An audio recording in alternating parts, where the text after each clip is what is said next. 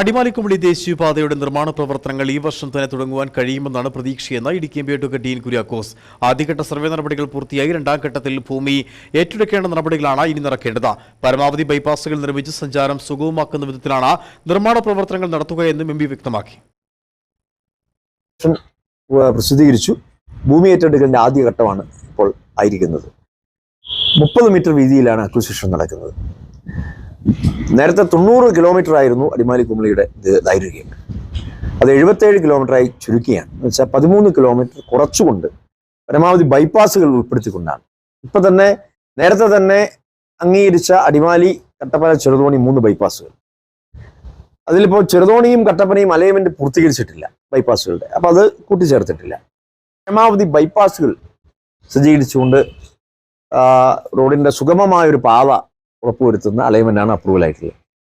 30 metre വീതിയിലാണ് വരുന്നത്. അപ്പോൾ 3 ക്യാപിറ്റലെ പ്രസിദ്ധീകരിച്ചതോടുകൂടി ഇനി 3D ആണ് വിജ്ഞാപനം ആയി വരേണ്ടത്. എന്ന് വെച്ചാൽ കോമ്പൻസേഷൻ ഡിസ്പ്ലേസ്മെന്റ് ആണ്. എല്ലാവരും സഹകരിച്ചുകൊണ്ട് നമുക്ക് ഭൂമി ഏറ്റെടുക്കൽ വളരെ വേഗത്തിലായി കഴിഞ്ഞാൽ ഈ സാമ്പത്തിക വർഷം വരുന്ന സാമ്പത്തിക വർഷത്തിലെങ്കിലും 2025 തന്നെ നമുക്ക് നിർമ്മാണ പ്രവർത്തനങ്ങൾ ആരംഭിക്കാനുള്ള ഒരു സാഹചര്യം സൃഷ്ടിക്കപ്പെടുമെന്നുള്ളതാണ് എം.പി. എന്നുള്ളതിൽ പ്രതീക്ഷ.